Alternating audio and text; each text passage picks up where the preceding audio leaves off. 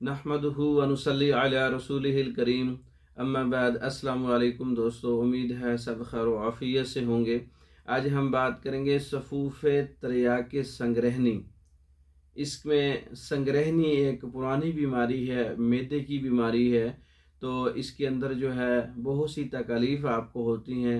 अगर आपको वाकई ही अपनी बीमारी की तशख़ीस हो चुकी है कि मुझे पुरानी जो है बीमारियों में से संग्रहनी का मर्ज़ है, तो इसके ऊपर जो सफ़ूफ़ तरियाक संग्रहनी है, इसमें सौंफ 2.5 तोला है, सुंड 1 तोला है, और हलीला स्याह बरियाँ 1 तोला है, कचूर 1 तोला है, कशनीज़ धनिया यानी कि 1 तोला है, कोकनार 1 तोला है, गिरू 1 तोला है, गुल धावा 1 तोला है, राल सफ़ेद 1 तोला है। तमाम चीज़ों को पाउडर करके महफूज कर लें। सफ़ूफ़ बन जाएगा, सफ़ूफ़ तरियाक संग्रहनी तैयार हो जाएगा।